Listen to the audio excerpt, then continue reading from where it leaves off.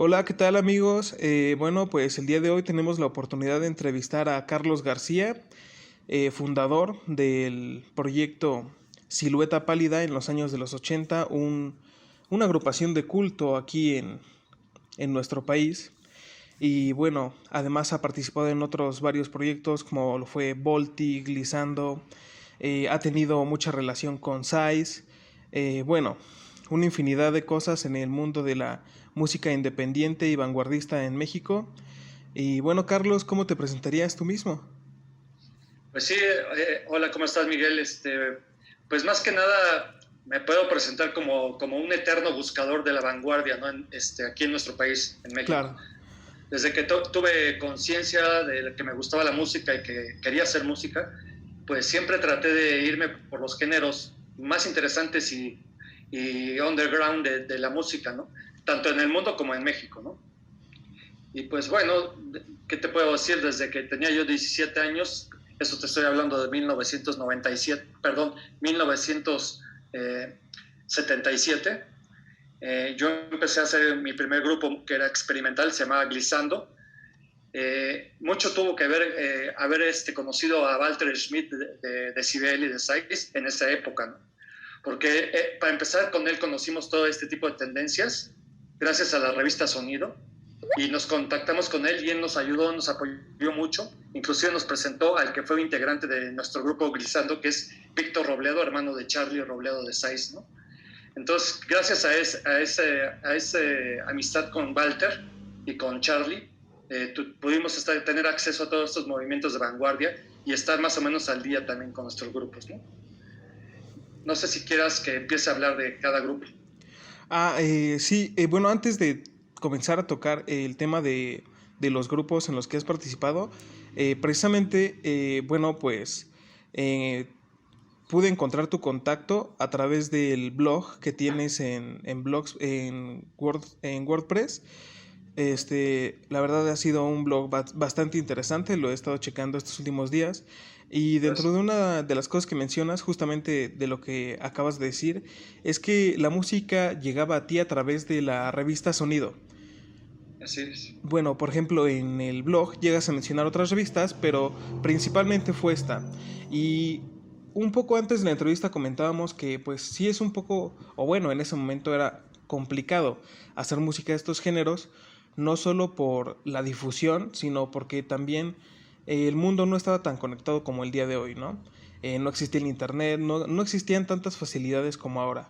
Entonces, más allá de cómo te enterabas tú de este tipo de grupos, de este tipo de géneros, al leer la revista, después, ¿tú cómo los escuchabas?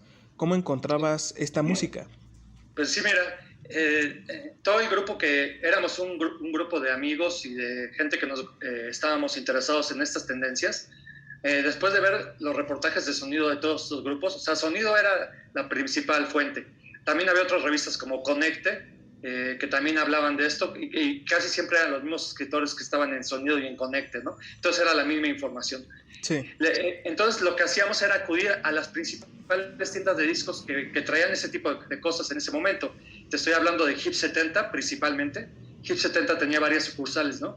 Había una en la zona rosa, había otra en el sur, en San Ángel, principalmente, ¿no? A lo mejor tenía otras, pero esas eran a las que íbamos.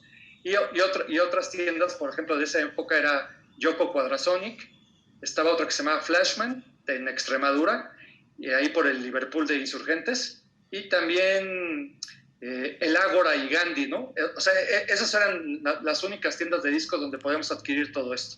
Y sí, y no, también no sé cómo lo hacían, pero ellos traían toda esta música, ¿no? Entonces ahí, por ejemplo, te estoy hablando de 1980, que el primero de Ultravox, el primero de OMD, llegaban más o menos al mismo tiempo y pues ahí los podemos comprar, ¿no? Entonces, así era estar yendo a las tiendas de discos, viendo los reportajes cuando podíamos ver. Y bueno, la amistad con Walter era muy importante porque a Walter le llegaba la música, porque él era periodista desde siempre, le llegaba desde Inglaterra y de Alemania, samplers de la música que se estaba haciendo, ¿no? Entonces él tenía acceso a eso y él nos grababa tapes o nos daba discos demo, ¿no? Nos lo regalaba.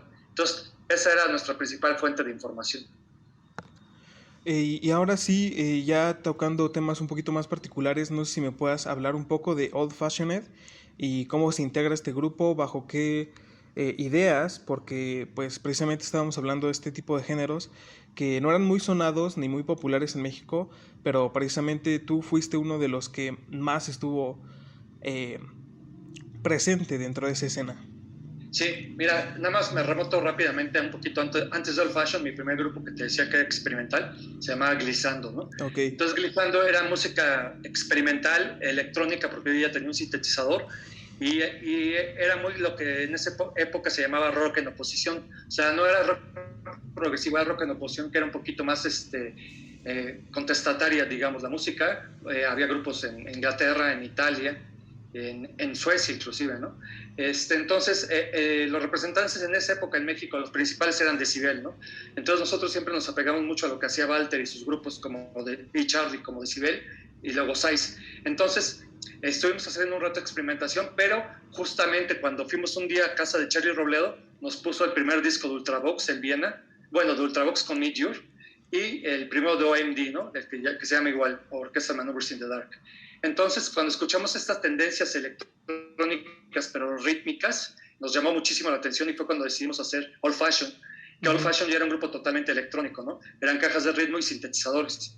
Al principio éramos nada más dos integrantes, Arturo Mid y yo, y después ya entraron otro tecladista, y de repente entró un cantante que se llamó Froilán, y hizo el Tinlarín, hizo alguna vez una prueba de cantante, pero bueno, con esta formación de Old Fashion dimos varios conciertos, y sobre todo los principales fueron en el Coyocaf. O sea, el Coyocaf fue un festival que hubo en esa época, estoy hablando como del 81, 82, en el cual tocamos todos los grupos que hacíamos algo muy similar, ¿no? O sea, tocó Size, tocó Síntoma, tocó el Capitán Pijama y tocamos nosotros, ¿no?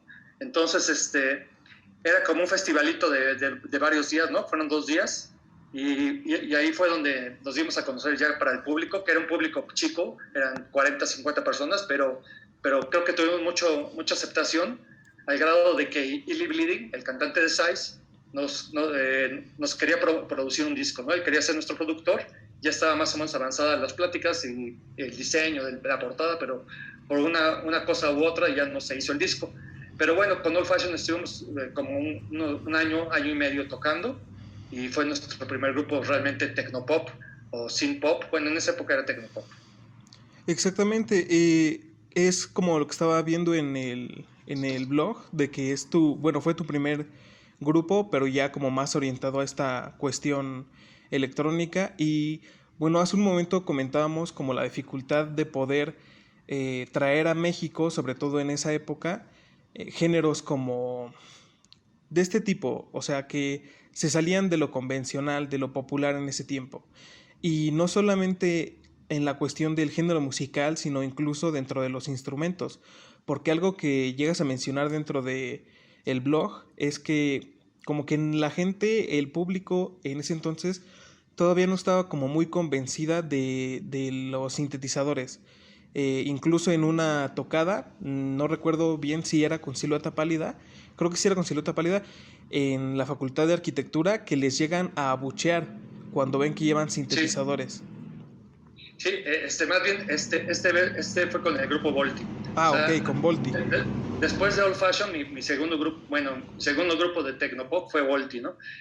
Volti fue la primera agrupación aquí en México, después se fueron a Nueva York. Lo conformábamos Arturo Mid, que también era de Old Fashion, Mariano Petit, que fue el que se fue a Nueva York, y Rafael Gaitán. Entonces, con Volti fuimos a tocar precisamente arquitectura, y tocamos junto con Size. A Size le fue un poco mejor que nosotros porque Size traía batería, ¿no? Nosotros traíamos caja de ritmos, y entonces como que le sacó de onda a la gente, porque la gente estaba acostumbrada al rock, ¿no? Entonces sí, le sacó de onda ver sintetizadores, caja de ritmo, y aparte más que se nos ocurrió irnos vestidos de militares, ¿no? Sí. Con corbatas militares, porque pues, en esa época era un poco la estética del tecnopop. Entonces, en arquitectura, como todo este rollo de los militares no nos habían aceptado, y ya de la facha ya nos estaban abuchando, ¿no? Y más con la música electrónica. Pero curiosamente a mitad del concierto ya la gente le empezó a gustar, y al final de cuentas ya cuando terminamos nos aplaudieron porque sí les gustó, ¿no? Claro. Fue curioso. Oye, y justamente ahora que mencionas Volti, investigando, pues precisamente lo que tú decías, o sea, sí formaste parte de esta agrupación, pero en un momento ellos se mudan, bueno, tal cual Volti termina siendo un grupo que reside en Nueva York. Y al menos de lo poco que yo he encontrado en internet acerca de Volti, hay una versión de una canción que no sé si fue rehecha, porque estaba leyendo que ya una vez en Nueva York se integra una mujer, me parece que es la novia de uno de los integrantes. La Así es. canción se llama Corazón y precisamente esta versión que se encuentra en YouTube es con la voz de una mujer. Sí, sí, mira, rápidamente te explico. Bueno, ya te había dicho cómo empezó Volti aquí en México. El nombre de Volti lo puso Mariano Petit, entonces, sea como sea, él era el dueño del nombre, ¿no? Entonces, cuando decidimos disolvernos, que fue cuando yo creé Silueta Pálida, Mariano se fue a vivir a Nueva York y él siguió con el proyecto de Volti. Ahí llegó con Pepe Guadalajara o Eddie Rubelo, en paz descanse, que él también había tocado con Mariano de Casuals. Entonces, con Pepe Guadalajara siguieron haciendo Volti y la novia de Pepe es Lindel, bueno, era Lindel, y Lindel fue la que cantó en el disco de Corazón. Este disco de Corazón lo produjo la marca de Bélgica Kramet Disc, ¿no? Y la verdad el disco es muy bonito, la portada es un grabado de posadas, de unas calaveras, y es muy buena, muy buena música, ¿no? La que trae ese disco de Volti. Y ya precisamente pasando a este tema de Silueta Pálida, antes de tocar ya tal cual como la formación, la creación del disco, incluso acerca del diseño de la portada, que es algo de lo que también hablas en el blog, me gustaría saber cuáles fueron tus principales influencias de la música en esa época, pero dentro de México. ¿Había alguien en el que te inspiraras de forma nacional, además de lo que encontrabas y podías ver a través de estas revistas en el extranjero? Pues mira, la verdad, para mí siempre en esas épocas y casi todos mis grupos, o sea, mi principal influencia siempre fue Size, ¿no? O Decibel. Uh-huh. La verdad, no me atraía ningún otro grupo mexicano. Fuera de Size y de Decibel, más bien eran tendencias extranjeras, ¿no? Europeas sobre todo, ¿no? Entonces, para la creación de Silueta Pálida, más que nada, fue un proyecto muy personal.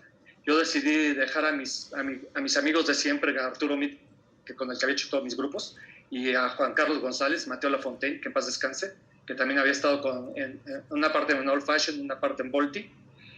Y bueno, él se dedicó más a hacer María Bonita. Entonces yo me quedé solo, porque yo quería hacer música muy personal. Entonces empecé a componer solo, pero necesitaba ayudar un ritmo. En esa época mi caja de ritmos era bastante obsoleta. Entonces decidí meter un baterista y fue cuando llamé a Jaime Ranz, que había estado con el Escuadrón del Ritmo, con el Capitán Pijama. Y con Jaime Ranz ya me apoyó mucho en todo lo rítmico. Y sí, tenía muchas influencias de todo lo que era el Cold Wave en esa época, como John Foxx, o como Tears for Fears en su primer disco, Laurie Anderson, Aile Singasa. O sea, había muchas tendencias, pero sobre todo más tirándole a algo un poquito más oscuro, digamos, que lo que estaba haciendo con Volti y con Old Fashion, ¿no? Que era tecnopop. Esto ya era un poquito más oscuro, digamos, dark wave, por decir algo. Entonces, como yo quería hacer esto y mis compañeros no, pues fue un proyecto muy personal y con Jaime Ranz nos pusimos a ahorrar dinero para sacar un disco, ¿no? Ya cuando teníamos composiciones, decidimos sacar un disco en acetato, que fue el que sacamos en 1984 y es el que acabamos de reeditar ahora en CD, ¿no? Claro. Que trae 4 temas. Ahora el CD trae un tema extra que lo hizo mi amigo Ramón Amezcua de Bostich, pero en esa época, bueno, sacamos ese LP y gracias a que también nos respaldaron otra vez Walter y los de Síntoma Alex Eisenring para decirnos dónde podíamos grabar, dónde podíamos hacer las portadas y demás, ¿no? Claro, y oye, también leyendo en las cosas que habías comentado de Silueta Pálida en lo que has escrito, eh, comentabas que la primera presentación de Silueta Pálida en vivo fue para abrir un concierto de las insólitas imágenes de Aurora. Exacto, sí fue. Sí, eso fue en una casa en Coyoacán, donde tocamos varios grupos, tocaban las insólitas imágenes. No sé si fue el primero de insólitas, pero sí fue de sus primeros conciertos. También me parece que tocaron la primera agrupación de Bonnie y los Enemigos del Silencio, otro grupo y nosotros, ¿no? Y todo fue en una casa y nosotros sacábamos en la sala las imágenes en el jardín, o sea, como que estuvo muy chistoso ese concierto, ¿no? Y sí esa fue nuestra primera presentación. Después ya tocamos en el Ágora y en Gandhi, ¿no? Y precisamente acerca de este tema que mencionabas, o sea, a mí me llamó mucho la atención eso de que la tocada fue en una casa, ¿no? Porque, pues tomando en cuenta la popularidad que podían tener este tipo de grupos o este tipo de géneros en esa época, ¿cómo era que grupos como Volti, Glissando o la misma Silueta Pálida conseguían eventos a través de contactos o ustedes mandaban cassettes, mandaban sus canciones o cómo era que ustedes conseguían un evento en determinado lugar? Era muy difícil en esa época, digo, aún yo creo que ahora, bueno, antes de la pandemia también es difícil, pero en esa época era casi imposible. Entonces había que ir a tocar puertas, ¿no? Íbamos nosotros a los lugares que creíamos que podíamos presentarnos, como Gandhi, como el Ágora, llevábamos un demo, ya evaluaban y decían, bueno, ya nos daban una fecha, ¿no? Y bueno, y era muy común esto de las casas, ¿no? En casas grandes de amigos, pues también tocábamos, ¿no? Entonces era dificilísimo para todos, y por eso te digo que este concierto de Coyoacán fue interesante, porque era la cafetería también de una chica del grupo, de las que iban siempre con Sais. Entonces ella tenía su familia una cafetería y ahí nos dio este lugar para tocar, ¿no? Entonces eran lugares que teníamos que estar buscando nosotros, ¿no? No había ni estadios ni grandes lugares en esa época. Sí, y bueno, ya pasando un poco a un tema más cercano a ti, también en el blog mencionas que Silueta Pálida es un proyecto sí solista, pero no solamente por querer como explotar tu propio lado musical, sino también era una cuestión muy personal. Llegas a mencionar que en Silueta Pálida expresas una época de tu vida en la que no la estabas pasando, digamos que precisamente bien, tanto en la música como en la letra. Me gustaría saber si es que puedes contarnos o puedes platicarnos alguna de las anécdotas que se puedan contar de, de esta época. ¿Qué sucesos de tu vida dan paso a Silueta Pálida? Pues sí, mira, como es muy lógico después de lo que te estoy contando, yo me sentía, y muchos de mis compañeros nos sentíamos muy insatisfechos, nos sentíamos frustrados por no encontrar un espacio para tocar, para que nos conociera más gente. Entonces, todos nuestros intentos musicales de esa época eran para un grupo muy reducido, ¿no?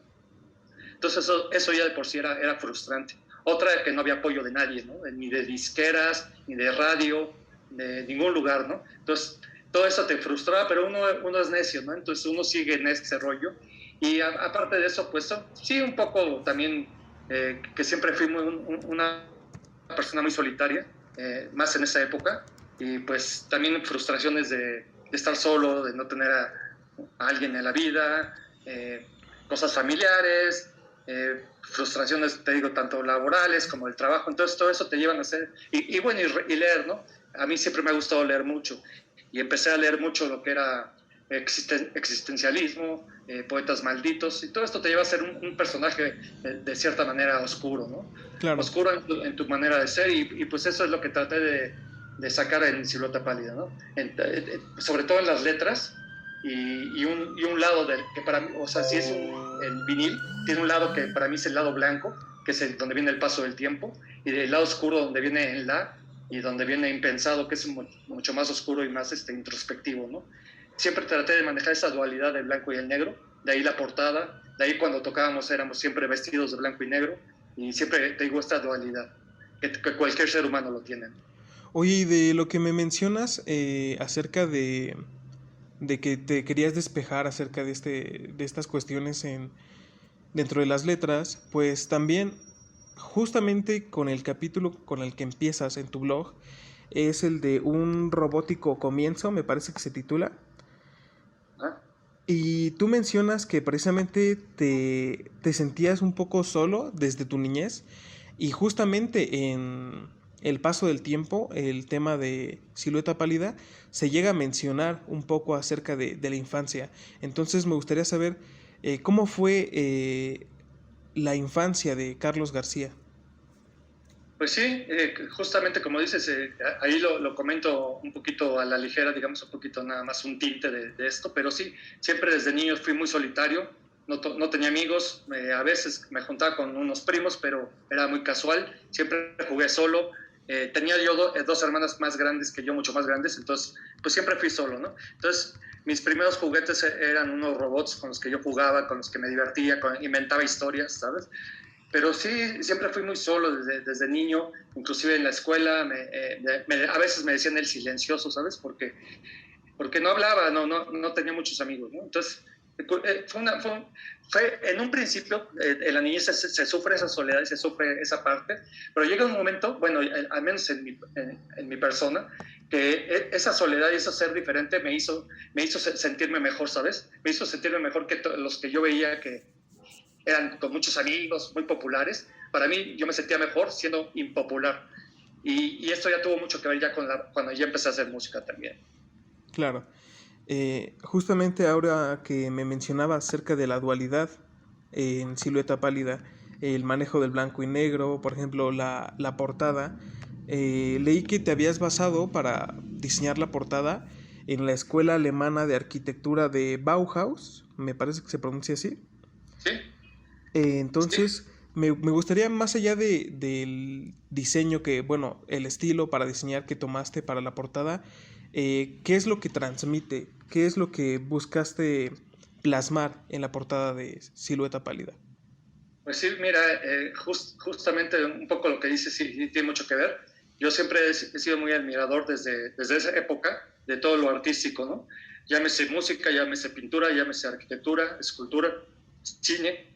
Entonces, yo tenía una fijación muy fuerte con la escuela Bauhaus cuando la conocí en esas épocas y una de lo que yo quería cuando estudiaba era ser arquitecto, ¿no? Para reproducir un poco ese tipo de arquitectura, pero las matemáticas no se me dieron, en fin, siempre tuve unos intentos arquitectónicos. Entonces, pues traté de explayar un poco esa afición por la arquitectura y sobre todo por la escuela Bauhaus con esta portada, que además tenía que ver con el concepto del blanco y el negro, y también con esto de haber hecho estas ventanas suajadas que son cortadas y que si tú sacas el disco, la funda es negra y de un lado traes las letras y del otro lado es totalmente negra para dar este aspecto de ventanas negras en la portada, ¿no?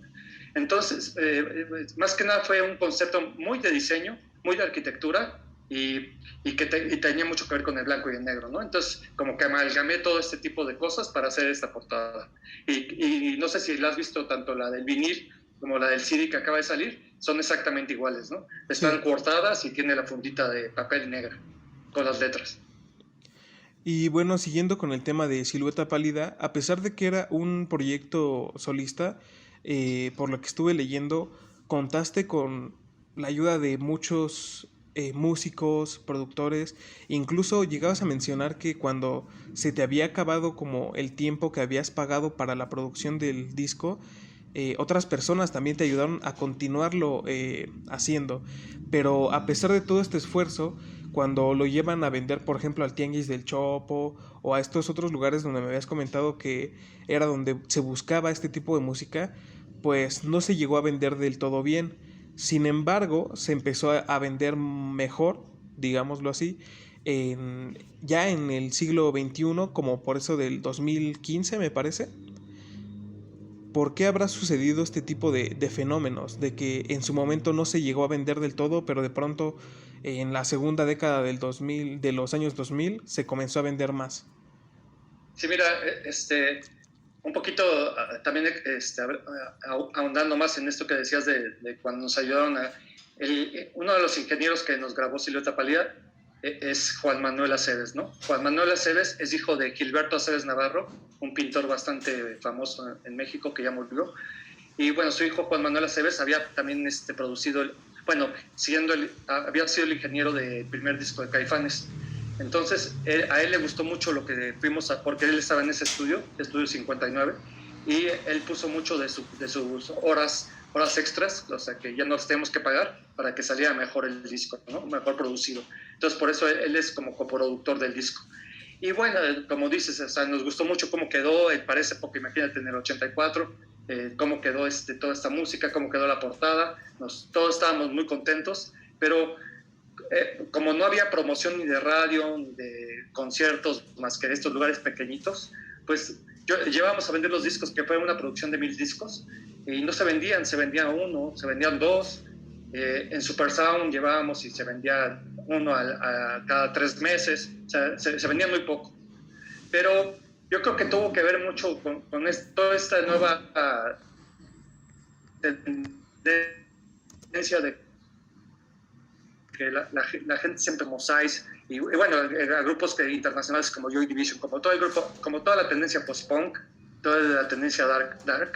Entonces la gente se empezó a voltear al pasado y empezó a buscar toda esta música que se hacía, ¿no? Entonces, por ejemplo, Size es muy famoso ya ahora, y pues todos los grupos que veníamos con Size, ¿no? Como Silueta Pálida, como Síntoma, pues es cuando empezaron a tener más auge. Entonces el disco se empezó a vender y a vender, al grado de que, por ejemplo, yo tengo 2 copias y en donde quieras que vayas, ya no está este disco en ningún lado, libre, carísimo, ¿no? El acetato. Y lo mismo, la verdad, no es por nada, pero también el CD por ejemplo, yo ya no tengo copias más que las mías, y en el Chopo todavía se pueden conseguir algunos CDs, ¿no? Pero, entonces, afortunadamente, la gente ya revaloró este disco. También el escritor David Cortés sacó un libro que se llama Los 100 discos fundamentales del rock mexicano, y ahí incluyó a Silueta Pálida, ¿no?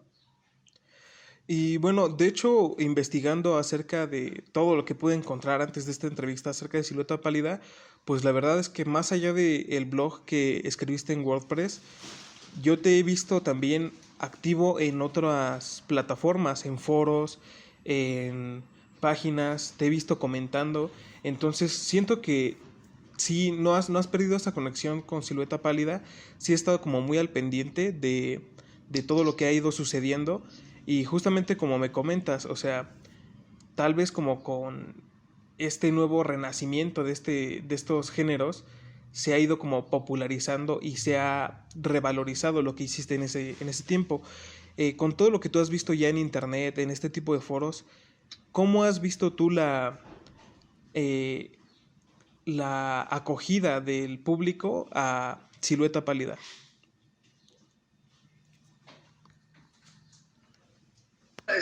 Ha sido una gran acogida, o sea, a la gente le gusta mucho, y yo creo que también tuvo mucho que ver el remix que hizo Ramón a México de Bostich, que le dio un aire muy fresco y muy actual a esta canción del paso del tiempo. Suena muy Nortec, pero al mismo tiempo con muchos elementos del primer disco, ¿no?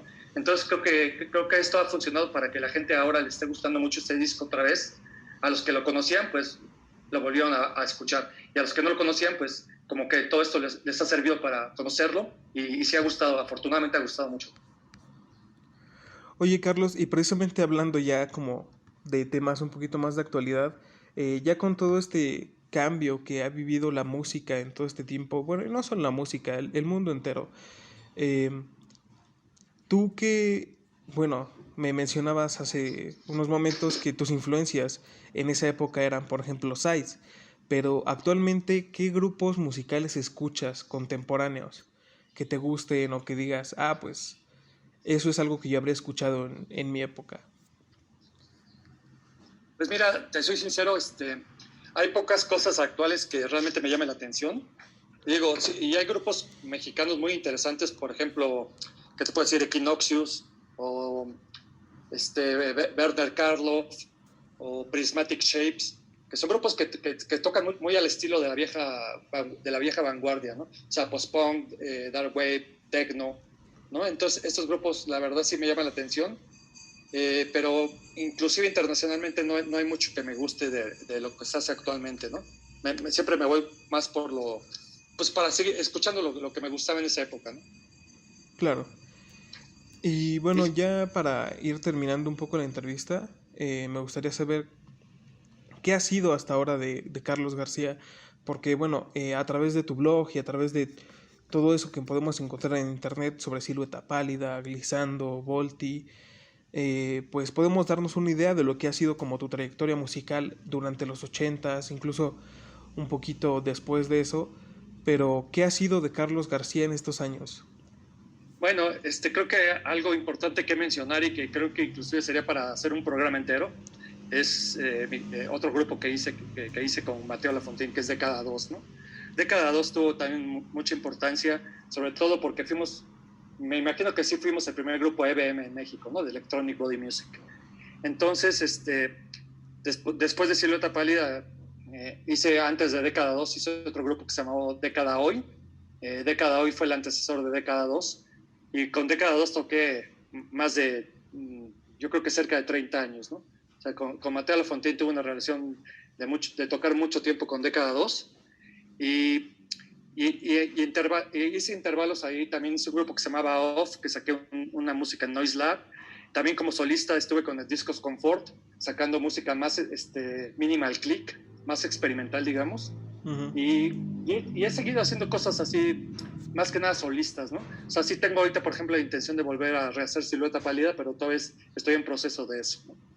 Claro. Pero podríamos, o sea, realmente es una posibilidad, sí podríamos esperar como una vuelta de Silueta Pálida. Sí, eso sería lo más próximo, ¿no? Una vuelta de Silueta Pálida. No sé si Vale, todavía soy solista o con alguien más, pero sí está esa intención, ¿no? pues sí, sonaría bastante interesante, sobre todo con ese boom que ha retomado en los últimos años. Y bueno, Carlos, con esto pues sería al menos todo de mi parte. No sé si a ti te gustaría agregar algo para complementar la entrevista. Pues no, lo único es que para todos los que nos escuchan, si es que no llegan a adquirir el CD físico, pues bueno, está en todas las plataformas digitales, ¿no? Spotify, iTunes, todo lo que es plataforma digital, ahí lo pueden escuchar o inclusive descargar, ¿no? Entonces, pues escúchenlo, si les gusta, pues a lo mejor esperen próximamente la nueva versión de Silueta Pálida. Muchas gracias, Carlos. Pues también otra vez pues agradecerte por tu tiempo, por este breve espacio que nos prestaste, y pues también dentro de la descripción de esta entrevista vamos a dejar el blog que tienes en WordPress, porque pues es algo de lo que hemos hablado bastante durante la entrevista y que vale mucho la pena de leer. Al menos por mi parte sí me puse a leerlo incluso en desorden y me enganchó por completo. Es una lectura bastante interesante y bueno, se lo estaremos dejando ahí en la descripción de la entrevista. Pues muchas gracias, Miguel, y gracias a todos. Gracias, Carlos. Hasta luego. Hasta luego. Gracias.